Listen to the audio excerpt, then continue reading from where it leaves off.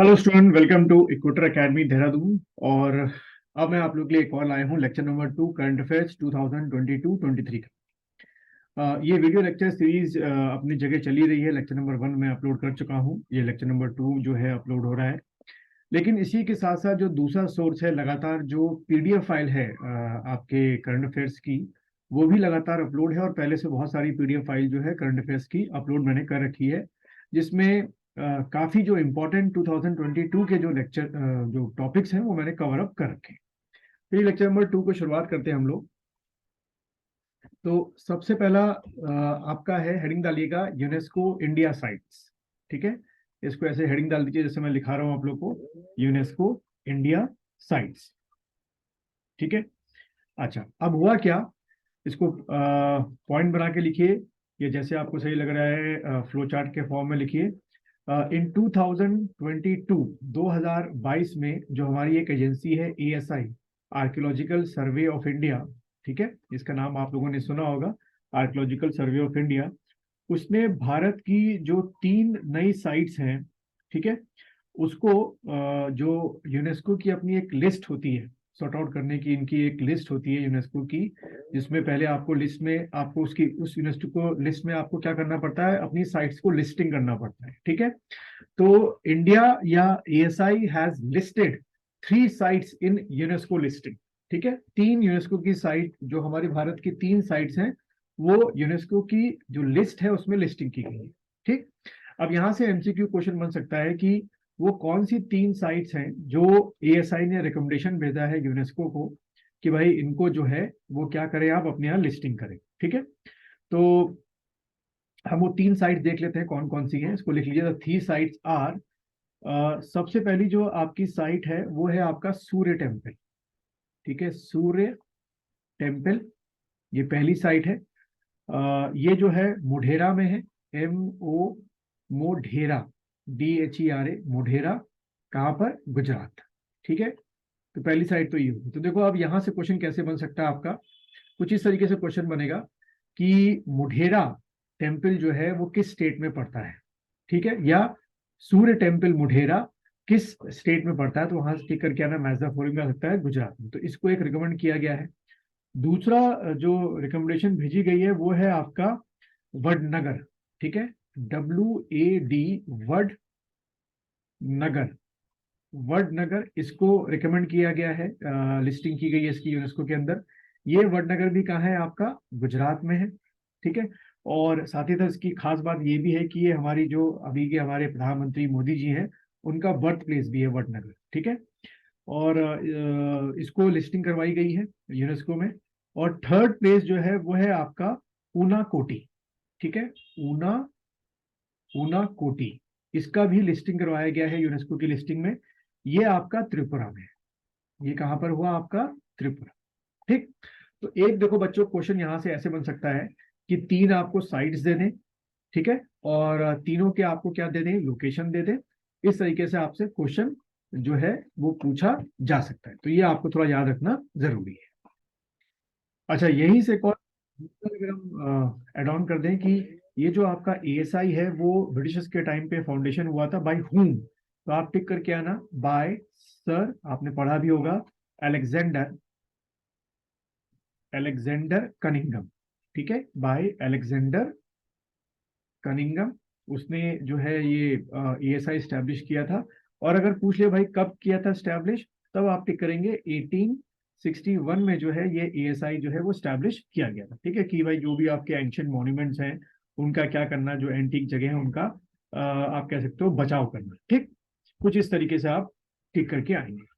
अच्छा, दूसरी चीज अगर हम और थोड़ा सा पढ़ें इनके बारे में कि जो आपका यूनेस्को है, उसकी जो टोटल साइट है इंडिया के अंदर, यानी कि इंडिया की कितनी साइट्स जो है वो यूनेस्को के अंदर लिस्टेड है। ठीक है, total number of site listed in UNESCO, तो आप टिक करके आओगे 52 साइट्स।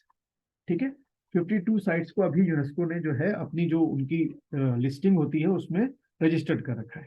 ठीक, और ये जो 3 है, इसके साथ 3 और भी थी, तो 2022 में हमारी 6 साइट्स की क्या हुई है, लिस्टिंग हुई है, इंक्लूडिंग दीज 3। ठीक है, तो 6 साइट की लिस्टिंग हुई। अब देखते हैं कि ये लिस्टिंग को कब पब्लिश करते हैं वो। एक चीज तो ये हो गई। अब अगर हम लोग थोड़ा सा समझ लें इन तीनों साइट्स को लेकर, तो उम्मीद है आपने यहाँ तक लिख लिया होगा। तो सबसे पहले मैंने आप लोग लिखाई थी क्या, सूर्य टेम्पल। सूर्य टेम्पल, ठीक है, सूर्य टेम्पल आपको मैंने लिखाया था।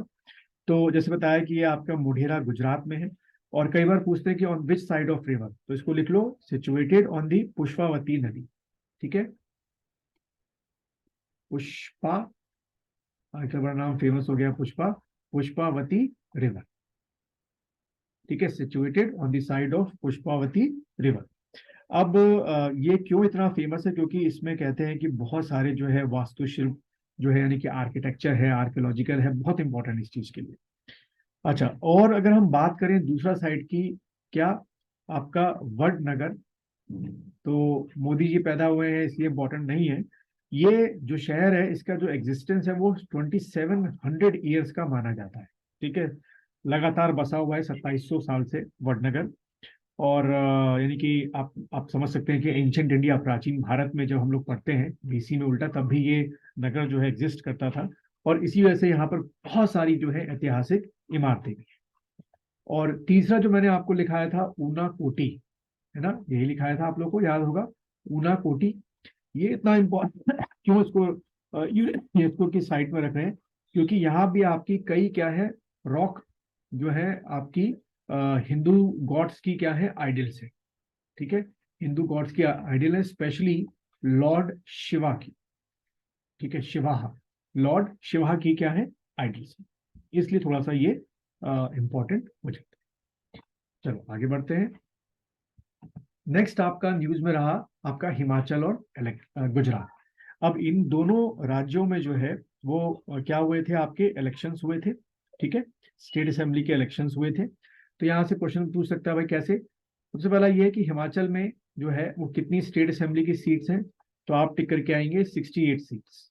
ठीक है, और गुजरात में जो है वहां पर कितनी स्टेट असेंबली की सीट्स हैं, तो आप टिक करके आएंगे 182। ठीक, तो एक तो क्वेश्चन ये आपका हो गया। दूसरा, यहाँ पर जो बीजेपी है, आउट ऑफ 182 उसको जो सीट्स मिली वो 156 सीट्स जो है वो आपकी किसने विन की, आपकी बीजेपी ने विन की। ठीक, और अगर हम हिमाचल की बात करें, तो हिमाचल में आपकी 68 में से जो आपकी 40 सीट्स हैं वो किसको मिली, आपकी कांग्रेस पार्टी को मिली। ठीक है, तो यहां से ये फैक्ट जो है वो आपने याद रखना। ठीक, और जैसे कि आपको पता है कि ये जो इलेक्शंस का अनाउंसमेंट है, करता कौन है, आपका इलेक्शन कमीशन ऑफ इंडिया करता है। लेकिन इसके जो इलेक्शंस हैं वो कौन करवाता है, आपका स्टेट इलेक्शन कमीशन। ठीक है, स्टेट इलेक्शन कमीशन। चलिए, और इसके बाद अगर हम बात करें कि जो आपके गुजरात के मुख्यमंत्री बने यहीं से आपके, वो बने आपके भूपेंद्र पटेल। ठीक, भूपेंद्र पटेल, ये सेकेंड टाइम आपके चीफ मिनिस्टर बने हैं यहाँ के। और हिमाचल के अगर हम बात करें जो चीफ मिनिस्टर बने, वो बने सुखविंदर सिंह सुक्खू। सुखविंदर सिंह सुक्खू। ठीक है, सुखविंदर सिंह सुक्खू जो है वो हिमाचल के आपके चीफ मिनिस्टर बने। और भूपेंद्र पटेल जो है वो आपके गुजरात के जो है वो चीफ मिनिस्टर बने। और गुजरात में जो ये बीजेपी द्वारा सरकार बनाई पाई है, अगर आ जाए कि ये कौन सा टाइम है, तो सेवेंथ टाइम है आपका, सेवेंथ टाइम। तो बहुत बड़ी बात है कि लगातार एक ही रिकॉर्ड है अपने आप में कि एक ही जो आपकी पॉलिटिकल पार्टी है 7वीं बार जो है वो गुजरात में क्या बना रही है, आपका सरकार बना रही है। ठीक है, चलिए अगला बढ़ते हैं हम लोग। अगला आपका रहा गमोचा जीआई टैग।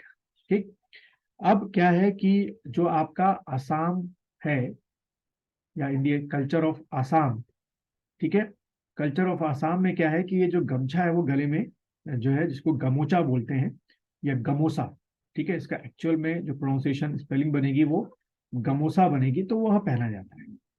तो अभी हाल में ही आपकी गवर्नमेंट ने जो है, यानी कि 13 दिसंबर 2022 को आपका ये जो गमोसा था इसको क्या मिला है, जियोग्राफिकल इंडिकेशन टैग मिला है। ठीक है, जियोग्राफिकल इंडिकेशन टैग। ठीक, बस ये आपको याद नहीं है भाई गमोसा कहाँ का हो गया, आसाम का हो गया, उसको दिसंबर में जियोग्राफिकल इंडिकेशन टैग मिला है। इसी के साथ साथ इसी साल जो अगर हम बात करें आपका तंदूर रेड ग्राम, यहीं पे लिख लीजिए तंदूर रेड ग्राम, ये आपका है कहाँ का, तेलंगाना। ठीक है, तेलंगाना, इसको भी जीआई टैग मिला है तंदूर रेड ग्राम को। और ऐसे ही आपका बेरियाटी, बेरियाटी, ये आपका लद्दाख का है। ठीक है, इसको भी क्या मिला है, आपका जीआई टैग जो है वो मिला है। ठीक है, ये याद रखना। और अगर पूछा जाए कि इस समय by at the end of the 2022 the total number of what products बोल लो या टोटल नंबर ऑफ आइटम्स बोल लो जिनको इंडियन गवर्नमेंट ने जीआई टैग दिया है, तो आप टिक करके आइएगा 432। ठीक, ये एग्जैक्ट फिगर है जो आपको याद रखनी है, एग्जाम में पूछी जाती है कि भाई total number of GI tag जो कंटेंट्स हैं या ऑब्जेक्टिव्स हैं वो कितने हैं, तो भाई आप टिक करके आएंगे 432। चलिए आगे बढ़ते हैं। नेक्स्ट आपका है PSLV C54। ठीक, इसको लिख लीजिए पहले फिर बताता हूँ।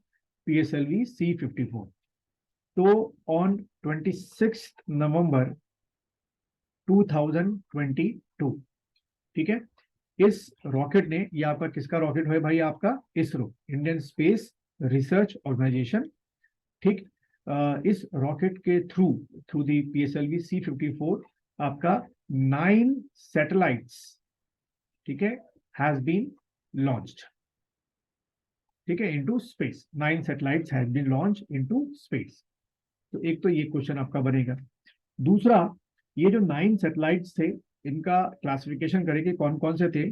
तो सबसे पहला जो था आपका इसमें आउट ऑफ दीज 9 सैटेलाइट, सबसे पहला था आपका EOS-06। ठीक है, इसका फुल फॉर्म अगर लिखोगे तो है अर्थ ऑब्जर्वेशन सैटेलाइट 06। ठीक है, यही आउट ऑफ द 9 जो है सबसे हैवीएस्ट सैटेलाइट था। इसका टोटल जो वेट था वो था 1117 किलोग्राम। ठीक है, तो पहला सैटेलाइट तो आपका ये था जो इसके थ्रू छोड़ा गया। ठीक, ये जो अर्थ ऑब्जर्वेशन सैटेलाइट है इसके इसके काफी कुछ चीजें हैं, मतलब इससे हम लोग जो है आपका जो ओशन है, जो क्लाइमेट है, जो वेदर है, जो टेम्परेचर है, काफी चीजें इससे हम लोग क्या करेंगे, स्टडी करेंगे। सेकंड जो सैटेलाइट आपका गया या सेकंड थिंग जो इससे लॉन्च किया गया था वो आपका था आनंद, AN आनंद। ठीक है, ये आपका बैंगलोर बेस्ड एक कंपनी है, पिक्सल कंपनी, वो उसने ये छोटी सी सैटेलाइट बनाई थी, 1-2 किलो की है। फिर उसके बाद थाई बोल्ट,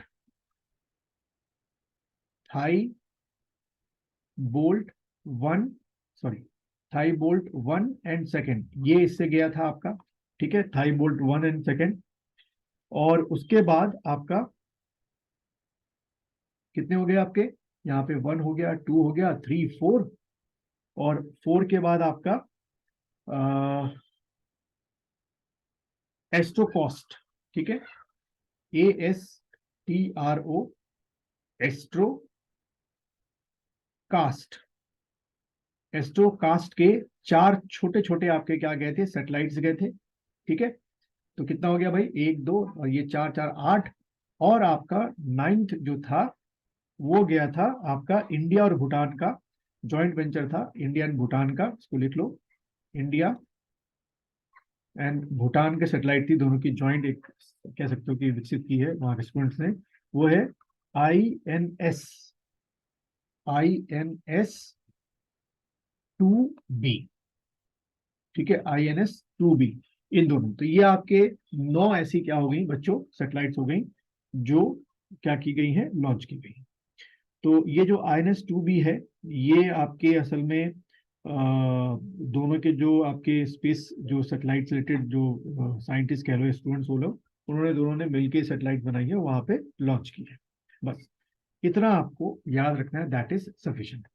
अब यहाँ से खास बात क्या है इस सैटेलाइट की, PSLV सैटेलाइट की, ये जो टेक्निक है, इसमें इन्होंने एक ही रॉकेट से अलग अलग डिफरेंट जो आपके ऑर्बिट्स होते हैं, बड़ा इंपॉर्टेंट पॉइंट है और बड़ा हाई टेक्नोलॉजी है, जो हमारे डिफरेंट ऑर्बिट्स हैं उनमें अलग अलग तरीकों से सैटेलाइट को छोड़ा जाए।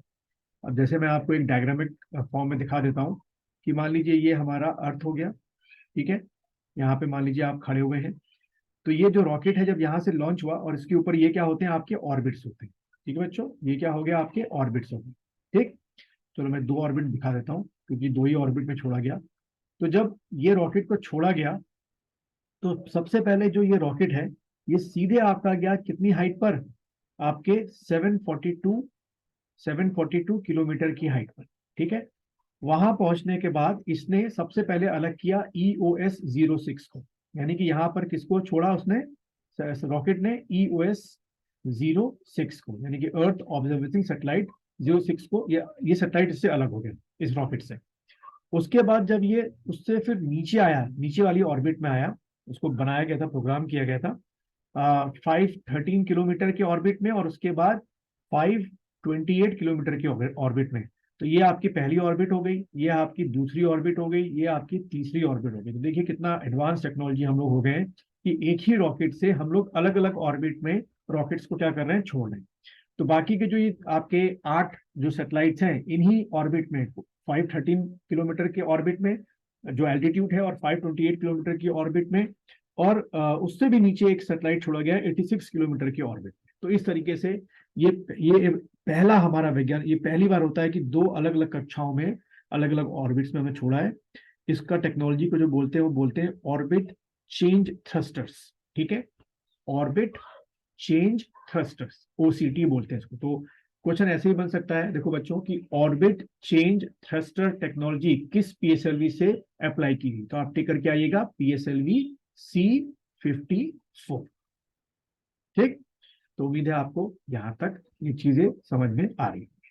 अब अगले लेक्चर में हम लोग और ऐसे ही करंट अफेयर्स के जो फैक्ट्स हैं उनको लेंगे, और आप इसको वीडियो को देखते देखते जो है वो जॉट डाउन करते जाइएगा।